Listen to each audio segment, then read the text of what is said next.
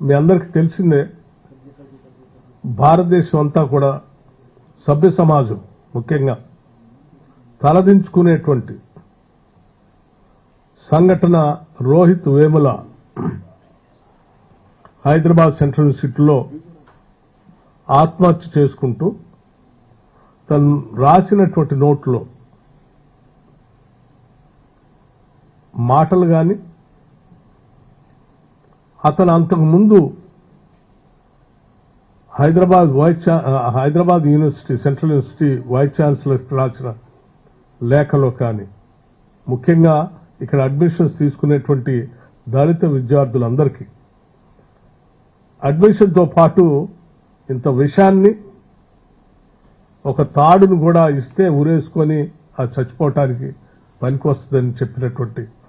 సంఘటన ఎంత మానసికంగా కలిచివేస్తే తప్ప ఎన్నో వ్యయ ప్రయాసాలు కోర్చి అనేక కష్టాలను అధిగమించి ఒక పిహెచ్డి స్థాయి వరకు వచ్చినటువంటి నవ యువకుడు చనిపోవటం ఒకటే నాకు మార్గం అని అనుకునేటువంటి పరిస్థితులు ఈ యూనివర్సిటీలో ఈ దేశంలో సృష్టించబడి ఉన్నాయి. ఇది చాలా బాధాకరం అని చెప్పిన ఆ రాతలు నిజంగా దేశం మొత్తాన్ని కలిసివేసింది. అలా జరగటానికి కారణమైనటువంటి సంఘటనకు సంబంధించి కూడా ఈ దేశం అంతా గమనించింది. అంబేద్కర్ స్టూడెంట్స్ అసోసియేషన్ ఆ యూనివర్సిటీలో జరుగుతున్నటువంటి సంఘటనలన్నింటినీ గమనించి ఇక్కడ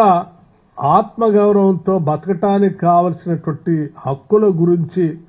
పోరాటం చేస్తూ ఆ యూనివర్సిటీ అధికారులకి విజ్ఞాపనలు ఇస్తున్నటువంటి సందర్భంలో వాళ్లను అడ్డుకొని ఏబీఈపీ ఆధ్వర్యంలో సుశీల్ కుమార్ అనేటువంటి ఆ యూనిట్ అధ్యక్షుడిగా ఉన్నటువంటి వ్యక్తి అడ్డుకొని కావాలని వీళ్లను దేశద్రోహులుగా చిత్రీకరిస్తూ ఒక కంప్లైంట్ యూనివర్సిటీ అథారిటీస్ ఇవ్వటమే కాకుండా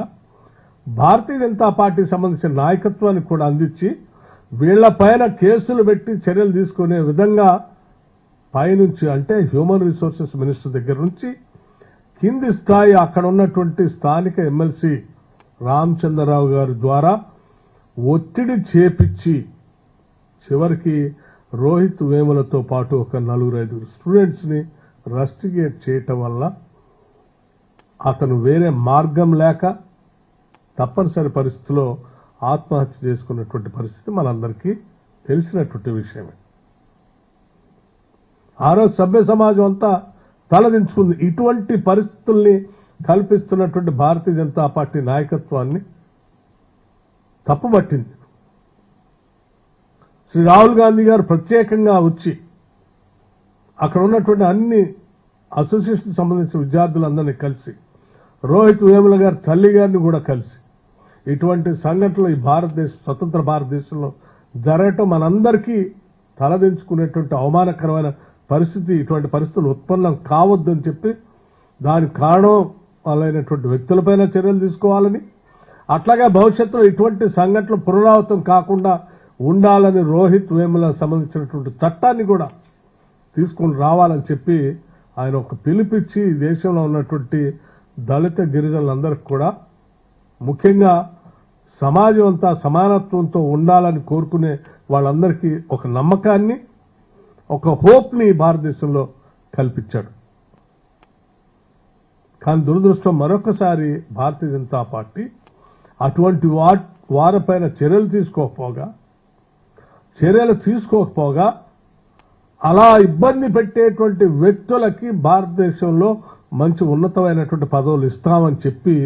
ఈరోజు రామచంద్రరావు గారిని తెలంగాణ రాష్ట్రానికి భారతీయ జనతా పార్టీ అధ్యక్షుడిగా నియమించటం, ఆ సుశీల్ కుమార్ అనేటువంటి ఆ ఏబీఈపీ నాయకుడిని ఇక్కడ తీసుకొచ్చి అసిస్టెంట్ ప్రొఫెసర్గా నియమించటం